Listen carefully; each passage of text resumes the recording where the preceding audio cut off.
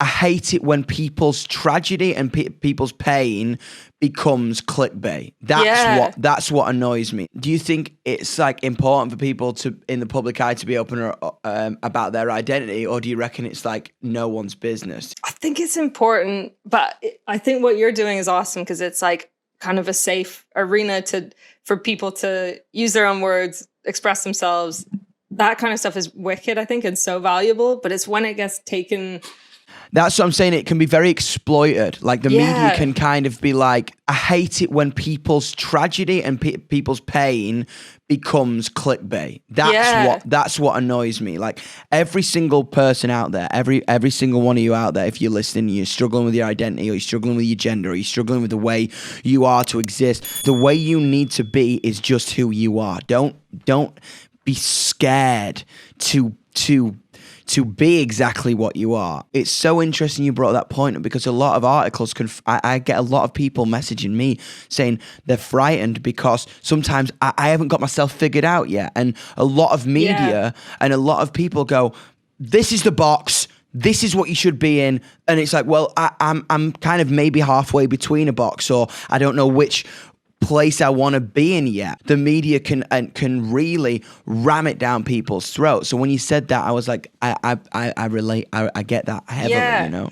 I don't think there's a lot of room right now in like the current way that the media talks about stuff for, like you said, like uncertainty and ambiguity. And the things we're talking about are complex, like fluid, dynamic things. And so of course they're going to be sometimes uncertain, or they'll change. And so I like to always like wave the flag of like, it's cool to be like, I'm not sure. That's totally fine. Absolutely. And I think with it, I think that answer alone is enough.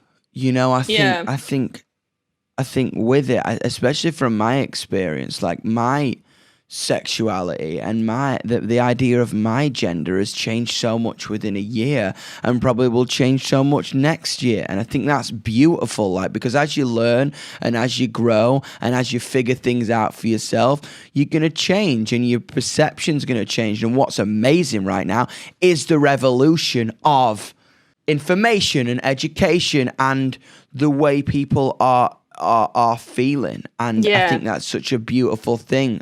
But ultimately, the right to be who you are is your right, and your right alone.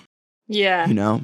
And it's definitely exciting. You're right. This wave of like, it does feel like a revolution. People breaking down those boxes and those kind of more binary things, and it feels like we're headed in a good direction. Maybe one day it will be like completely fluid, and you won't have to worry about the labels at all. We're not there yet, so I feel like those labels are still really helpful sometimes.